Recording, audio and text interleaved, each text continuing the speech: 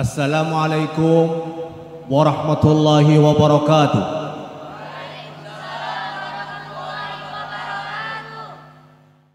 Para wisudawan yang saya hormati, kuliah bisa di mana saja, kampus ada di mana-mana, tapi kuliah di kampus yang milik pesantren, pengasuhnya, dosen pimpinannya, pengasuh pesantren, dan adik-adik sekalian tumbuh di kampus yang langsung dibina oleh para kiai, itu baru top.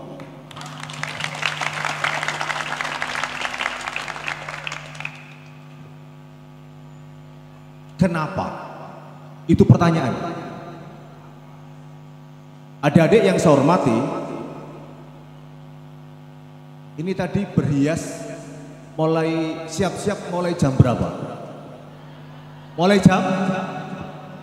jam 3. Betul ya? Oh, ada yang mulai jam 1 coba.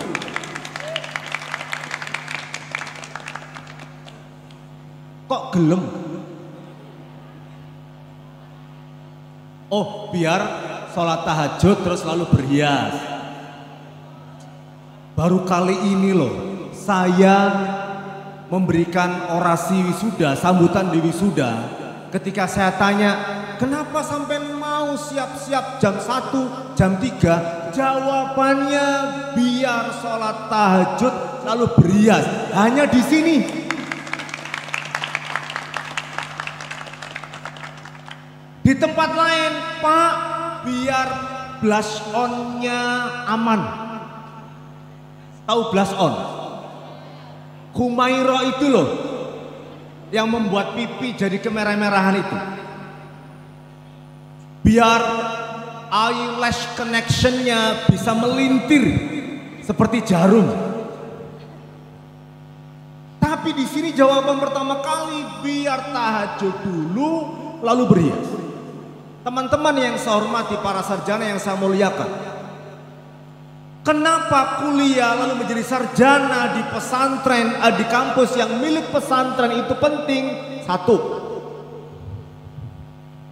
jaminan moral, jaminan akhlaknya jauh lebih tinggi dari sekedar kampus biasa.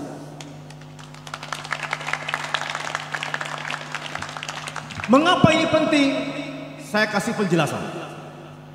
Teman-teman yang saya hormati, saya bersama seorang pengusaha top, lalu dijadikan sebagai konsultan pribadi. Satu saat beliau bilang kepada saya, Pak Zaki, tolong saya carikan sarjana alumni kampus sampean, karena saya kepingin punya bekerja seperti sampean. Tarikan saya carikan sarjana alumni kampus saya, UIN Sunan Ampel Surabaya. Tolong hari Senin suruh ke kantor. Siap. Saya kirim ke kantor untuk diuji oleh tim Human Resource Development, HRD. 3 hari setelah itu beliau telepon saya, Pak Zaki, saya gelisah, saya galau. Enten apa gelisah, Bah? HRD saya tidak merekomendasikan kepada saya untuk merekrut sarjana alumni terbaik tempat sampean untuk kerja di perusahaan saya. Begitu beliau mengatakan HRD saya tidak merekomendasikan, saya tanya, kenapa Bang? Karena ditanya itu nunduk. Saya bilang, Bah, rekrut dia. Rekrut. Kenapa? Sederhana sekali saya. HRD itu pasti alumni psikologi. Psikolog. Psikolog itu bagaimanapun instrumen psikologinya berbasis kepada budaya barat. Karena instrumen keilmuan psikologi masih banyak dikembangkan di barat. Sementara alumni kampus saya itu santri dia. Saya bilang rekrut. Kenapa? Saya jaminannya Pak. Ngeri-ngeri sedap menjamin nasib orang. Tapi itu saya lakukan. Oke, saya ikut Pak Zaki. Saya abaikan rekomendasi dari tim psikologi kami di ARD. Direkrutlah dia. Setelah 5 bulan, beliau menyampaikan kepada saya, Pak Zaki benar, kata beliau. Kenapa Bang? Oh, alumni kampus sampean bekerja di perusahaan saya kasih pekerjaan 5 dalam waktu 2 minggu, dia menyelesaikan hanya waktu 1 minggu. Ekspektasi saya 5 pekerjaan itu selesai dalam angka 7 dan dia menyelesaikan dalam kualitas angka 9, melebihi target saya. Lalu beliau tanya, kok bisa Pak Zaki ya? Kenapa HRD saya gagal merekrut melihat talenta alumni kampus sampean? Saya bilang, Pak, HRD panjenengan niku psikologi, instrumen yang dikembangkan itu sangat berbasis kultur barat.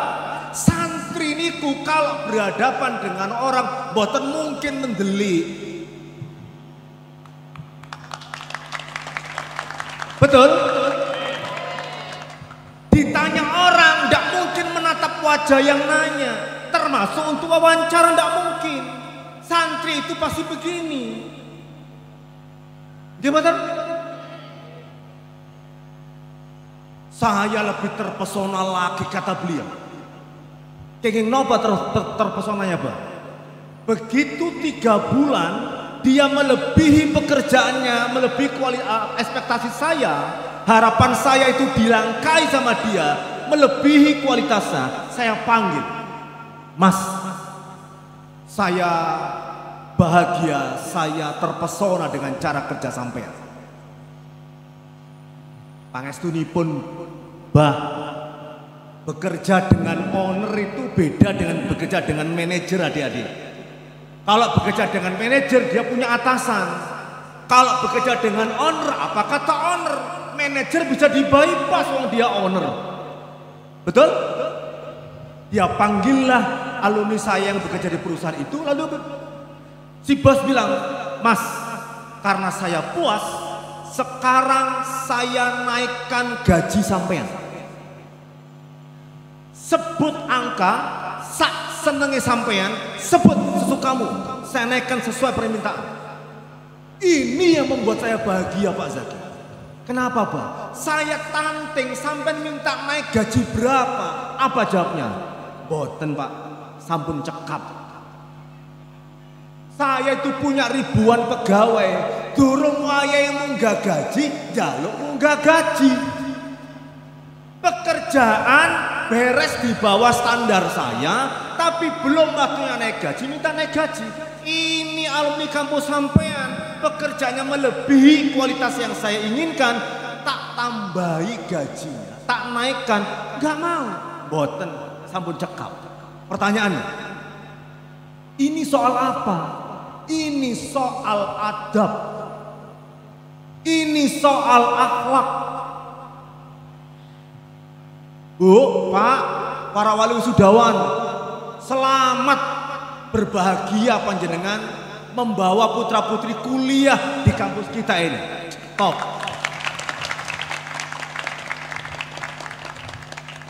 Kenapa? Ke depan niku yang dibutuhkan bukan generasi cerdas, bukan. Bukan generasi pintar, bukan. Tapi generasi yang beradab. Mengapa? Nuwun sewu nggih. Semua sarjana pasti cerdas, pasti pintar. Tidak ada yang lulus sarjana sarjana nggak pinter, betul mungkin lulus nih kalau nggak pinter, kalau nggak cerdas. Semua sarjana berarti kalau dia diluluskan, dikukuhkan, diwisuda berarti menguasai bidang ilmu. Yang belum tentu adalah akhlak, adalah adab. Karena itu para wali wisudawan yang saya hormati, berbahagialah panjenengan punya putra putri yang lulus menjadi sarjana di kampus kita ini dengan jaminan moral, adab, akhlak yang menjadi modal bagi masa depan putra putri panjenengan. Ini kenapa kuliah di kampus milik pesantren itu penting. Yang kedua, ibu bapak yang saya hormati, beberapa hari lalu itu ada media nasional merilis temuan hasil surveinya. Ada yang disebut dengan istilah brain rot. Brain niku otak, rot itu karatan. Ada fenomena belakangan ini yang membuat otak kita itu karatan. Apa indikasinya? Kalau dulu beliau-beliau ini itu kalau cari ilmu itu buka kitab, ngeten, tangannya ngeten. Panjenengan kalau pingin tahu sesuatu apakah tangannya ngeten? Boten ngeten.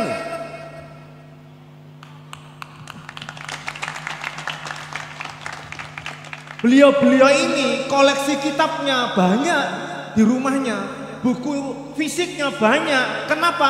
Budayanya ngeten. Anak-anak muda sekarang ini tidak mau baca buku. Di sana, di Surabaya. Di Surabaya.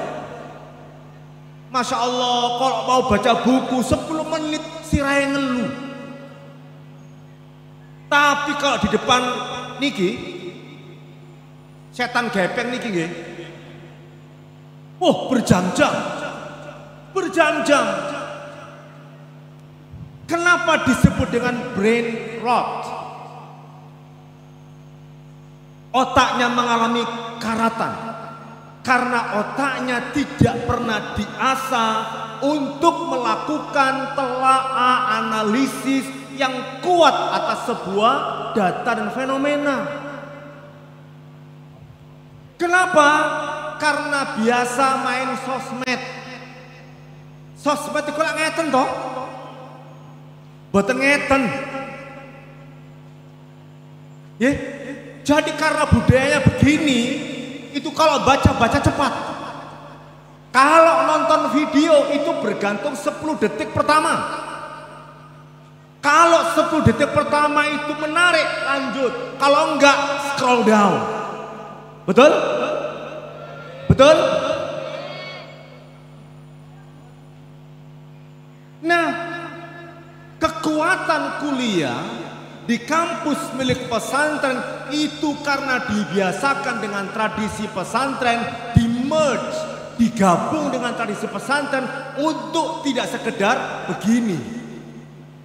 Tapi opening culture namanya, bukan scroll culture. Kalau scroll culture itu kata loh,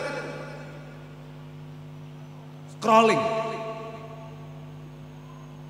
Nah, maka kalau beliau-beliau ini kalau main HP pakai jari telunjuk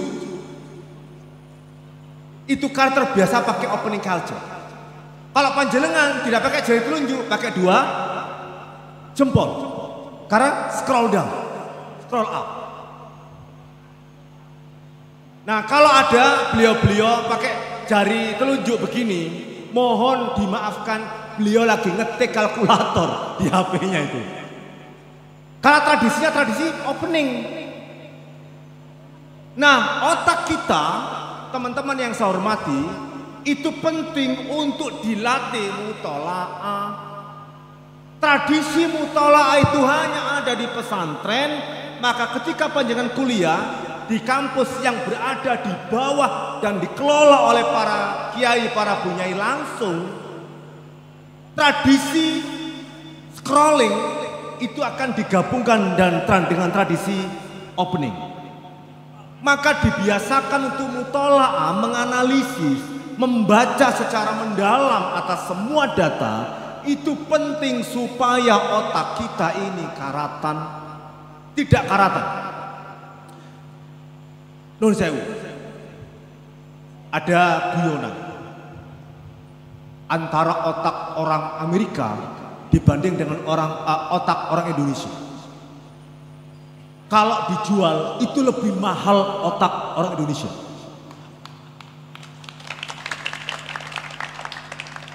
Kenapa? Karena masih utuh, belum banyak dipakai. Orang Amerika otaknya sudah banyak dipakai, diperas, diucek. Karena dibiasakan untuk melakukan mutola'ah. Saya mau nanya nih, adik-adik, tradisi mutola'ah itu tradisi yang ada di pesantren atau tradisi ada yang di sekolah? Pesantren. Maka adik-adik yang saya hormati, dua alasan ini penting untuk menjadi modal adik-adik untuk menyambut masa depan.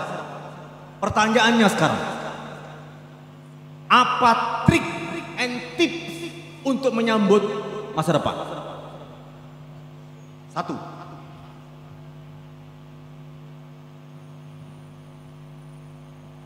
tahan jempol. Jaga jempol, jangan gampang komen, jangan gampang review, jangan gampang like, jangan gampang subscribe, jangan gampang unggah komen apapun di akun sampean. Kenapa? Ini penting saya sampaikan. Ada yang saya hormati, saya ini pernah menjadi tim seleksi BPKH, Badan Pengelola Keuangan Haji, yang periode sekarang ini. Itu hasil seleksi yang saya anggota timnya. Diseleksi tes tulis. Pertama dokumen pasti, dokumen diseleksi.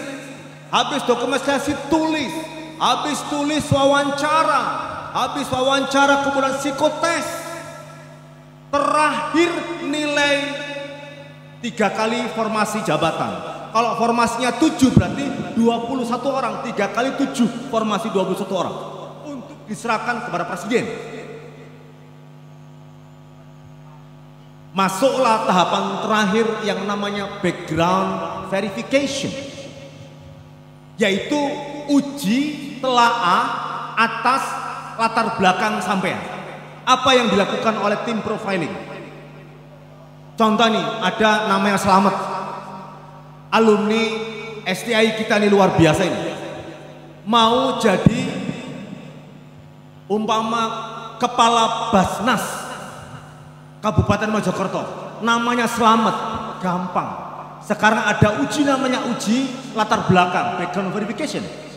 Dilacaklah nama Selamat itu, dimasukkan mesin profiling, akan keluar semua. Mulai Instagramnya, Facebooknya, TikToknya, X-nya, mungkin YouTube-nya, keluar semua. Kejadian pada calon yang lulus pada proses seleksi BPK, dimasukkan dia aman, clear, dimasukkan nama istrinya. Oh, ternyata istrinya ini pengagum genre, pelaku ujaran kebencian pada bangsa negara. Karena suaminya aman, si calon, istrinya tidak clear, nama suaminya terpengaruh, langsung ditaruh. Jadi teman-teman sekalian saya hormati, semua itu turun lagi. Kalau istrinya aman, dilacak ke anak pertama sampai anak 17 tahun. Maka adik-adik yang saya hormati, akhlak kita itu tidak lagi mengandalkan catatan Raqib dan Atid. Karena pekerjaan Raqib dan Atid sudah digantikan oleh Instagram, sudah digantikan oleh TikTok, dan seterusnya.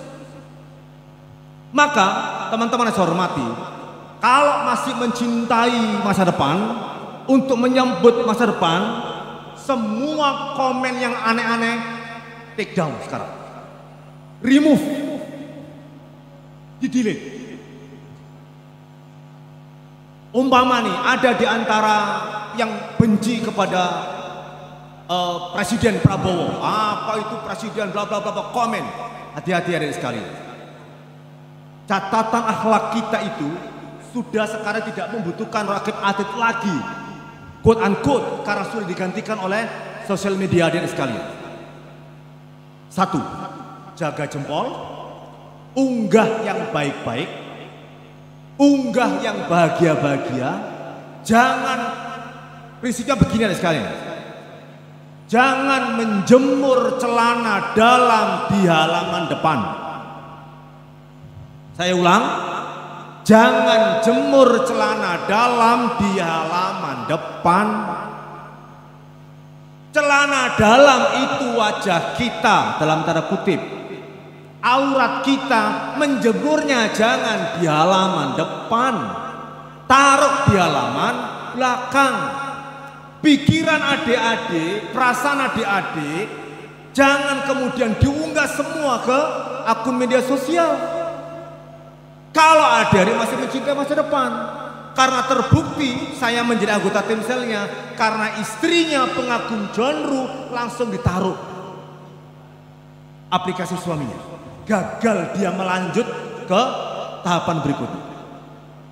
Itu satu. Yang kedua, untuk menyambut masa depan, saran saya, tip yang kedua adalah, adik-adik, saya mau nanya, siapa yang bisa menjamin sampai sukses? Angkat tangan. Kalau ada yang angkat tangan, berani menjamin saya akan sukses, tak kasih 1 juta. Berani? Berani? Berani menjamin masa depan sampai bahwa saya akan sukses bla bla bla? Ada yang berani? Karena tidak mungkin, siapa yang tahu masa depan sampean?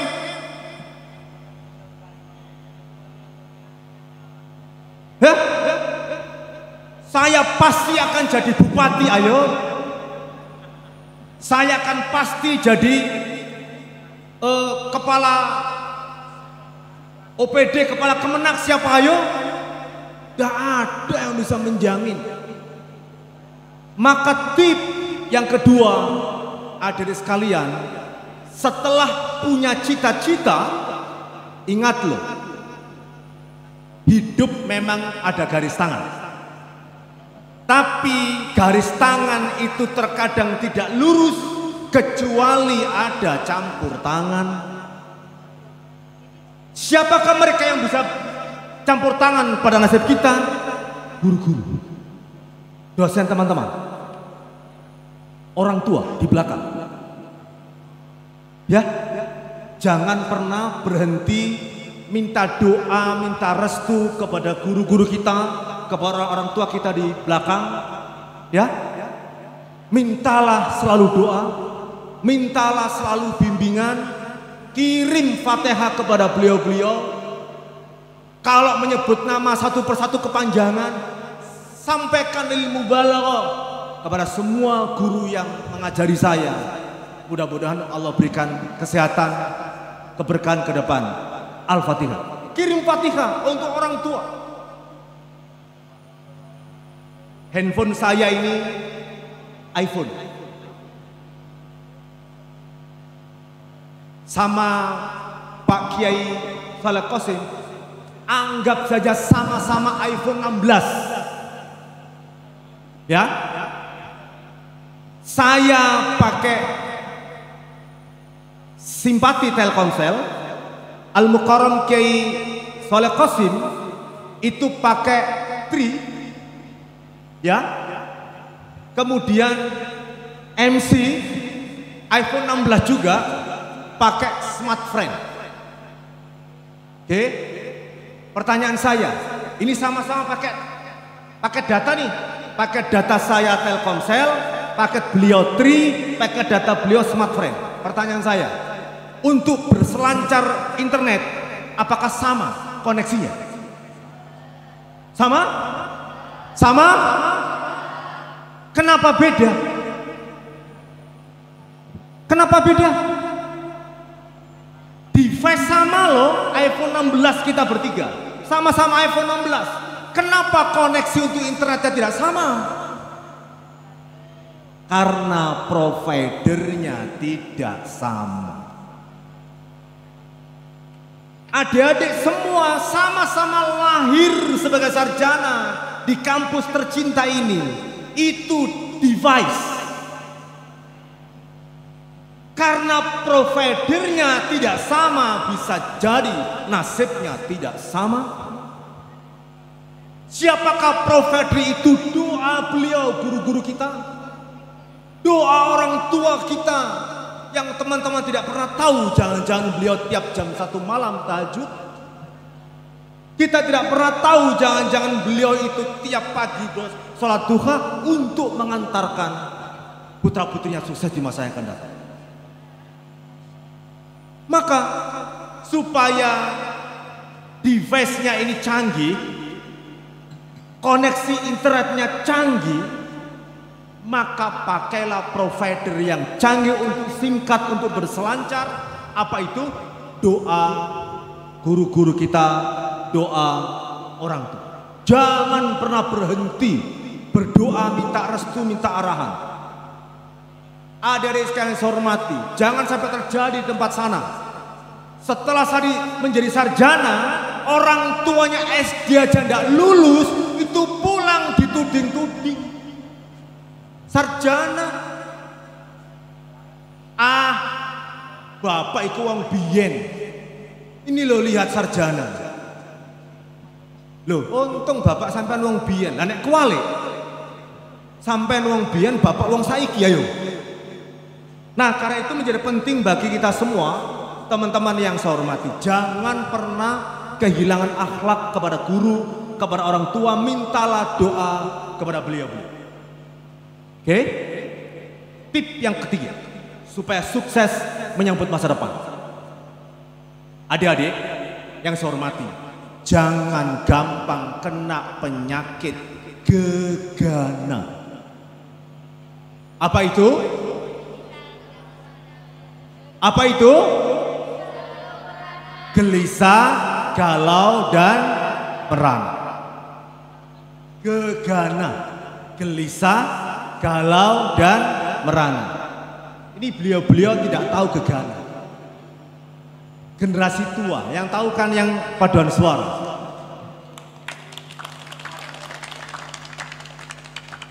Coba lihat guru-guru kita di depan ini. Apakah beliau-beliau tidak pernah mengalami masalah dalam hidup? Oh, sering. Apakah tidak pernah menghadapi masalah dalam sehari-hari? Oh, banyak.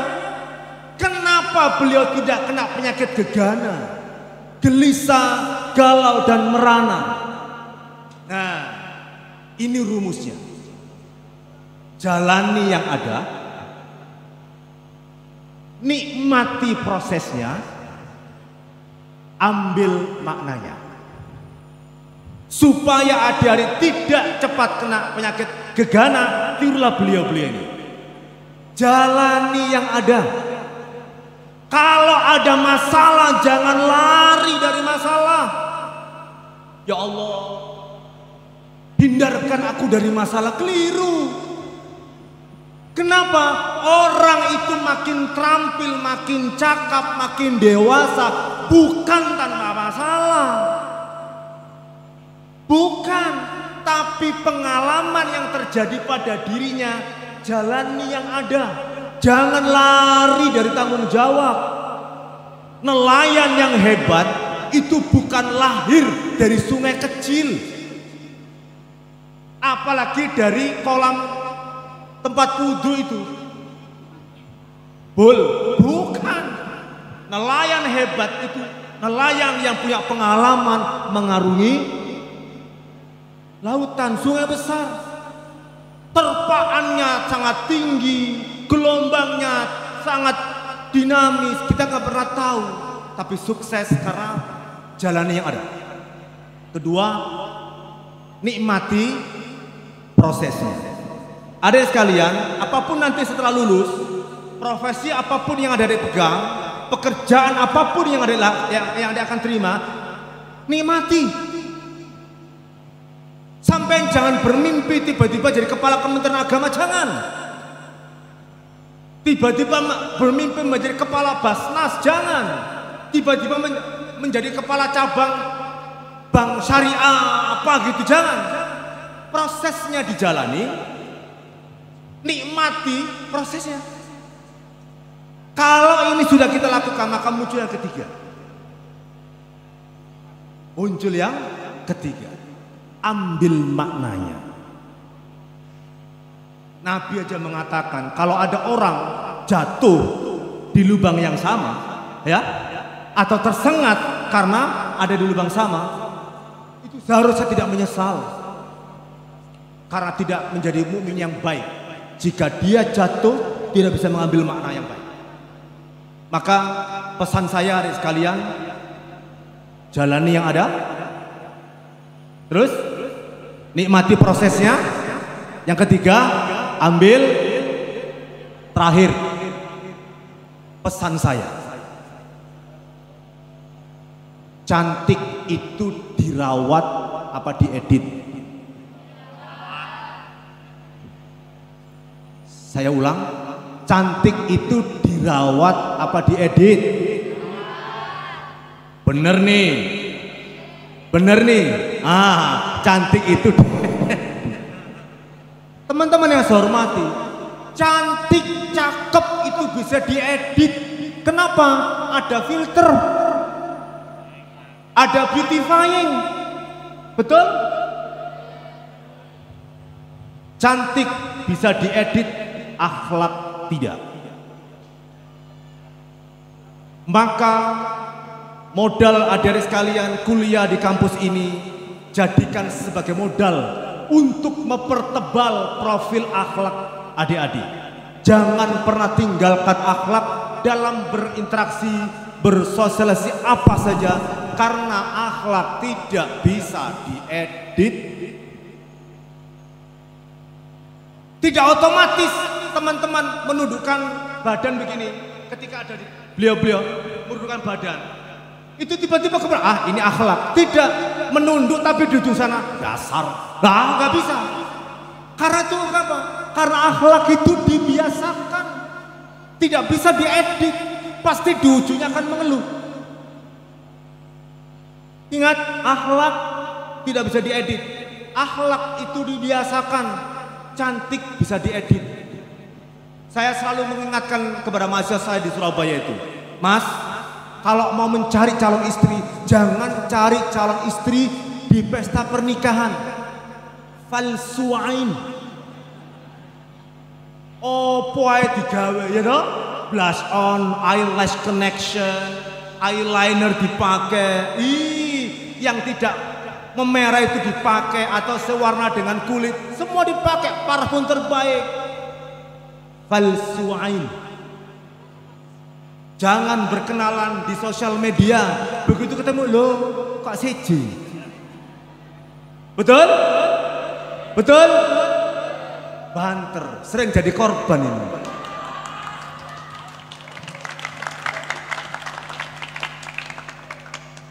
Pertebal akhlak, jadikan modal adik sekalian sebagai sarjana yang lahir dari rahim kampus ini, kampus yang milik pesantren, dikelola oleh pesantren, dan tumbuh bersama akhlak para kiai, para bunyai yang ada di pesantren ini. Mudah-mudahan ini modal penting bagi adik sekalian untuk menyambut masa depan. Semoga Allah Subhanahu wa taala memudahkan langkah adik sekalian, karena masa depan adalah milik adik-adik. Your future is in your hands now.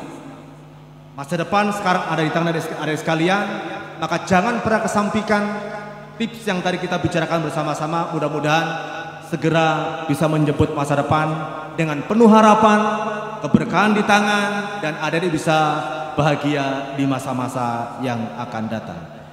Selaku koordinator Kopertais, saya menyampaikan terima kasih kepada para kiai, para bunyai pesantren ini, juga kepada tim manajemen pimpinan kita di kampus ini. Semoga esnya segera berubah. Ini kan masih sekolah tinggi agama Islam. Tadi saya di ruangan ada sumkem kepada Al-Muqarrab Rahim, dan saya matur ke teman-teman, gak usah lama-lama ST-nya. ST-nya harus segera berubah menjadi institut.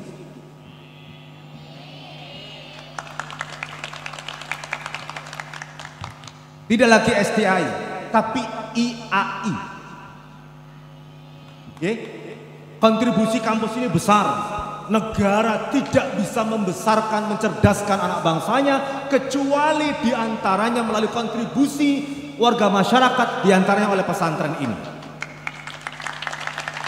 Izinkan Pak Ketua, Pak Kiai saya Al-Mukarram Ad-Doktor Kiai Haji Sholeh Qasim, saya mewakili pemerintah, mewakili Menteri Agama selaku koordinator Kopertais Surabaya menyampaikan rasa syukur, terima kasih, apresiasi yang setinggi-tingginya kepada pimpinan kampus ini dan sekaligus para pengasuh pesantren ini. Kontribusi panjenengan kepada bangsa dan negara melalui layanan pendidikan tinggi luar biasa, top. Mudah-mudahan tahun depan tidak lagi ada ST-nya, sudah berganti menjadi Institut Agama Islam. Matur semanuwun, kurang lebih yang mohon maaf. Wallahul muwaffiq ila aqwamit thoriq. Wassalamualaikum warahmatullahi wabarakatuh.